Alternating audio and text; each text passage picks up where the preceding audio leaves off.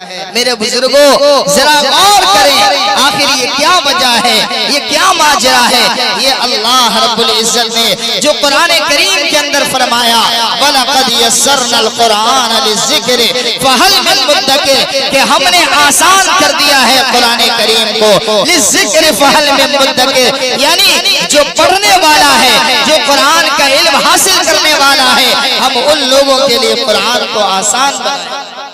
اب دل ناشاد کو بھی شاد کیا جائے گا، اجڑے نصیبت کو اب آباد کیا جائے گا، اور آنے والا نسل ہرگز بھول سکتا ہے نہیں، آج کا جلسہ ہمیشہ یاد کیا جائے گا۔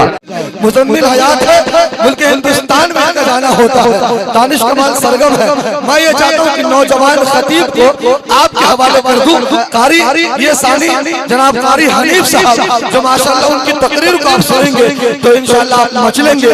نوجوان خطیب جو سیتابڑی کی سرزمین سے گدری بازار سے تشریف لائے ہیں، جناب حضرت علامہ مولانا طارق انور صاحب دعوت برکاتہ العالیہ کو آپ کے حوالے کر دیتا ہوں۔ آئیے بڑی تیزی کے ساتھ طارق انور کو آپ کے حوالے کرتا ہوں، بس اس شعر کے ساتھ کہ تو جو پاگل ہے، تو جو پاگل ہے تو پھر اپنی نشانی دے جا، یہ زمین چیخ رہی ہے اسے تو پانی دے جا، پھر زمانے کو تیری آواز کی ضرورت ہوگی، آجا آ کر کوئی پیغام زبانی دے۔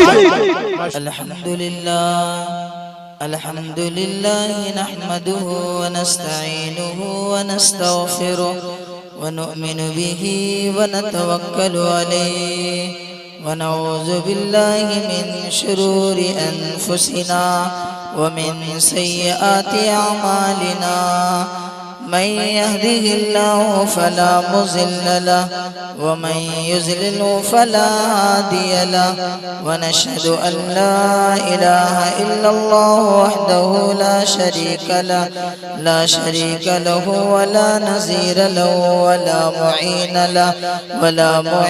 له ولا وزير له ولا مشير له، وصل على سيد الرسل وخاتم الأنبياء، أما بعد فأعوذ بالله من الشيطان الرجيم، بسم الله الرحمن الرحيم، يرفع الله الذين آمنوا منكم والذين أوتوا العلم درجات، صدق الله مولانا العظيم وصدق رسوله النبي الكريم، ونحن على ذلك لمن الشاهدين والشاكرين والحمد لله رب العالمين۔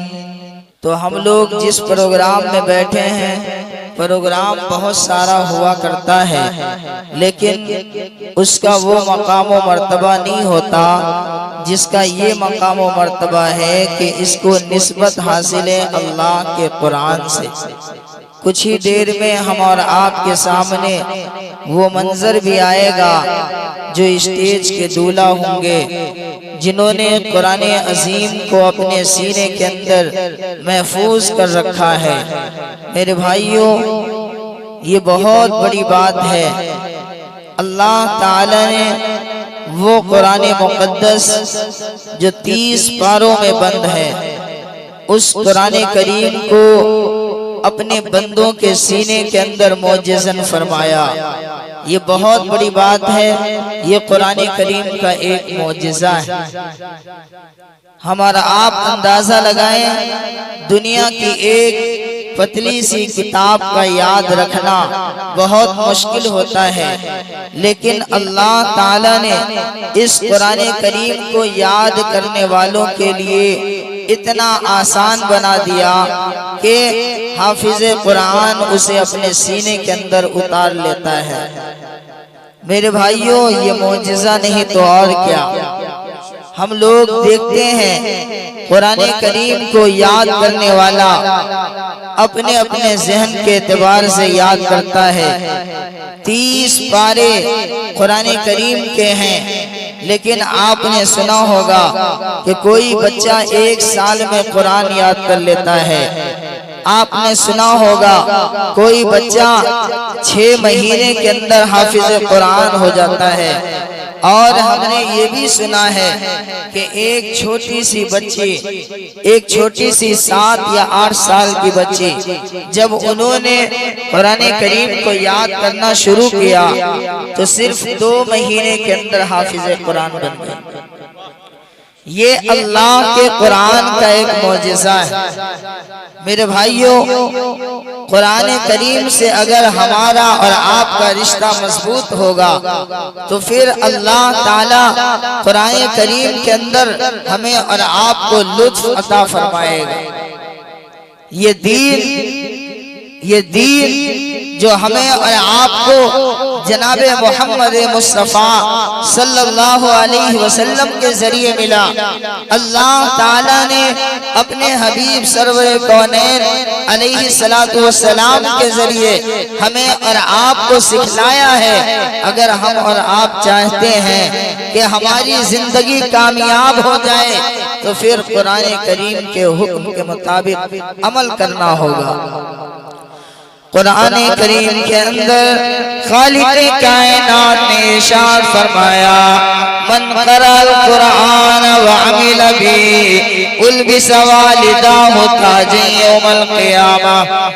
اللہ تعالیٰ نے فرمایا جس شخص نے قرآن کریم کو یاد کیا، قرآن کریم کو یاد کیا اور اس کے مطابق عمل کیا، البس والداه، ان کے ماں باپ کو اللہ رب العزت ایک چمکتا ہوا تاج پہنائیں گے جو سورج کی روشنی سے بھی زیادہ چمکتا ہوا تاج ہوگا۔ میرے بزرگوں، اللہ تعالیٰ نے قرآن کریم کے اندر ہمیں اور آپ کو یہ بتلایا ہے لوگوں اگر تم علم دین کو حاصل کرو گے اللہ تعالیٰ تمہارا مرتبہ بلند فرما دے گا۔ یرفع اللہ الذین آمنوا منکم والذین اوتوا العلم درجات۔ فرمایا سارے کے سارے انسان ایمان والے ہیں، سارے کے سارے انسان ہیں، ان سارے انسانوں میں سب سے اونچا مقام و مرتبہ ان لوگوں کا ہے جنہیں اللہ تعالیٰ نے ایمان کی دولت سے نوازا۔ فرمایا یرفع اللہ الذین آمنوا منکم والذین اوتوا العلم درجات۔ سارے کے سارے ایمان والوں میں سب سے اونچا مقام و مرتبہ اللہ تعالیٰ نے بیان فرمایا ان لوگوں کا جنہیں اللہ تعالیٰ نے علم دین عطا فرمایا۔ میرے بزرگوں، اگر ہمارے پاس اللہ رب العزت کی اس شریعت کا علم نہیں آ پائے گا، قرآن کریم کی تعلیم نہیں آ پائے گی، حدیث رسول کا علم حاصل نہیں ہوگا، ذرا غور کیجئے دین اسلام کے مطابق ہم اور آپ کس طریقے سے عمل کریں گے۔ ہمارے اور آپ کے لیے عمل کرنا بہت دشوار ہوگا۔ قرآن کریم کے الفاظ ہمیں یاد نہیں، قرآن کریم کے معنی ہمیں یاد نہیں۔ آؤ ذرا غور کرتے ہیں تاجدار رسالت امام کائنات مدعی کریم جناب محمد رسول اللہ صلی اللہ علیہ وسلم اپنی بیوی حضرت حفصہ رضی اللہ تعالیٰ عنہ کے گھر تشریف لائے۔ حضرت حفصہ حضرت فاروق اعظم رضی اللہ تعالیٰ عنہ کی بیٹی ہے۔ حضرت حفصہ کے گھر تشریف لاتے ہیں، باہر یعنی صحن کے اندر حضرت عبداللہ ابن عمر قرآن کریم کی آیت تلاوت کر رہے ہیں۔ اے لوگوں، آج ہم اور آپ بھی قرآن کریم کی تلاوت کرتے ہیں لیکن ہمیں وہ لطف حاصل نہیں ہوتا، ہمیں وہ مزہ حاصل نہیں ہوتا۔ کیسے حاصل ہوگا؟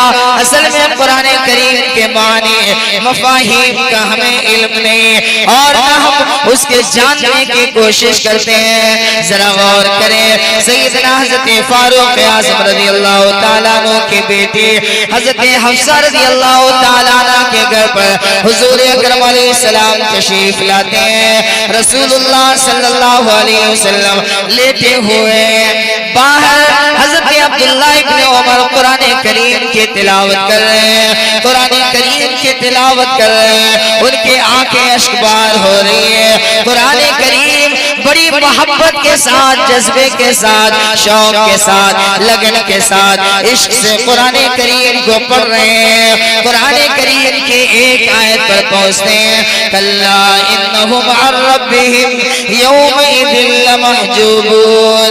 جب اس آیت کے اوپر حضرت عبداللہ ابن عمر پہنچتے ہیں سیدنا امام کائنات مدنی کریم جناب محمد رسول اللہ صلی اللہ علیہ وسلم کی آنکھیں اشک بار ہیں. اللہ کے نبی علیہ السلام خوب زار و قطار رو رہے ہیں. حضور علیہ السلام کے آنکھوں کا آنسو حضرت حفصہ جو اللہ کے پیغمبر علیہ السلام کی بیوی ہے ان کے رخسار کے اوپر گرتا ہے. تو حضرت حفصہ کہنے لگتی ہے یا رسول اللہ آخر وجہ کیا ہے, آخر وجہ کیا ہے کہ آپ کی آنکھیں اشک بہا رہے ہیں, آپ رو رہے ہیں. اے اللہ کے پیغمبر ذرا بتائیں تو صحیح کیا آپ کو جہنم کا خوف ہے؟ حضور اکرم علیہ السلام نے فرمایا نہیں نہیں مجھے جہنم کا ڈر نہیں ستا رہا ہے. یا رسول اللہ آخر کیا وجہ ہے کہ آپ کی آنکھیں اشک بہا رہے ہیں, آپ رو رہے ہیں؟ یا رسول اللہ کیا آپ کو جنت کی امید رلا رہی ہے؟ اللہ کے پیغمبر علیہ السلام نے فرمایا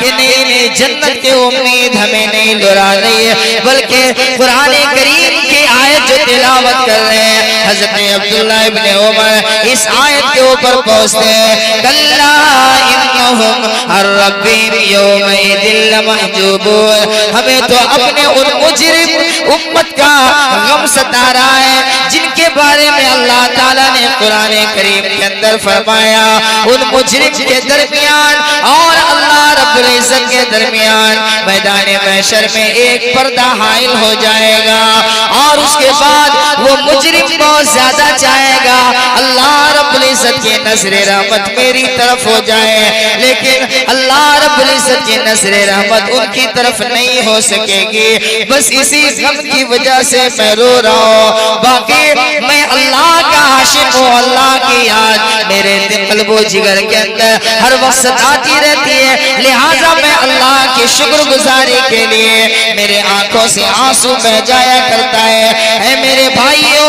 جنہوں نے اللہ رب العزت کی قربت اور نزدیکی کو حاصل کیا انہوں نے اللہ رب العزت کو کس قدر یاد کیا اور آج ہمارے اور آپ کی کیا حالت ہے ذرا غور کریں. سیدہ عائشہ رضی اللہ تعالیٰ عنہ فرماتی ہے تاجداری رسالت امام کائنات مدنی کریم جناب محمد رسول اللہ صلی اللہ علیہ وسلم کان یذکر اللہ علی کل احیان, ہر وقت اللہ رب العزت کو یاد کیا کرتے تھے. اور آج ہمارے اور آپ کی حالت یہ ہوتی ہے کہ ہم لوگوں کو جب کہا جاتا ہے کہ اللہ کی عبادت کریں, اللہ رب العزت کے گھر کو آباد کریں, تو ہم لوگ جب خوشحالی کے وقت میں ہوتے ہیں عیش و آرام کے مرحلے میں ہوتے ہیں تو ہم اللہ کو بھول جاتے ہیں. جب کوئی غمی آتی ہے, کوئی مصیبت آتی ہے, کوئی پریشانی آتی ہے تو پھر اللہ کا گھر یاد آتا ہے. میرے بزرگوں یہ بات یاد رکھیں کہ جب تک آپ کے پاس دین کا علم نہ ہوگا, جب تک آپ کے پاس شریعت کا علم نہ ہوگا اس وقت تک شریعت کے اندر عمل کرنے میں مزہ نہیں آ سکتا.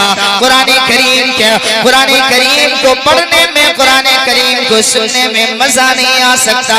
اور یہ بات بھی یاد رکھیں کہ اگر ہمیں اور آپ کو قرآن کریم کا علم نہیں تو پھر ہماری نماز کیسے درست ہوگی, ہم نماز کے اندر آخر کیا پڑھیں گے ذرا غور کریں. میرے بزرگوں ایک لطیفہ میں آپ حضرات کے سامنے سنانا چاہتا ہوں. 3 آدمی مسجد کے اندر تشریف لائے, امام صاحب نہیں ہیں. 3 آدمی جس میں سے 2 بوڑھے اور ایک کچھ ادھیڑ عمر, وہ تینوں مسجد میں آتے ہیں.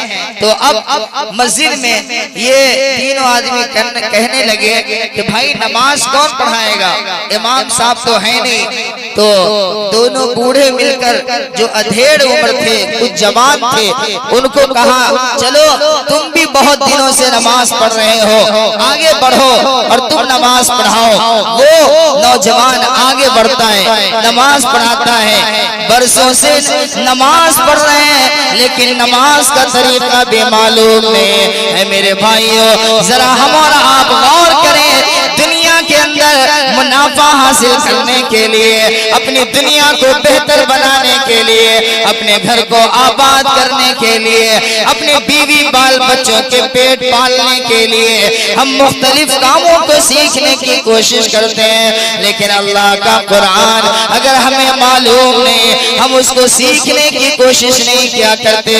وہ تین آدمی میں سے ایک آدمی آگے بڑھتا ہے اور اس کے بعد وہ کہتا ہے اللہ اکبر، نیت باندھا، قل هو اللہ احد پڑھنا شروع کیا، پیچھے سے وہ دونوں بوڑھے کہتے ہیں کہ ارے تم پیچھے آؤ، تمہیں نماز پڑھانا نہیں آتا۔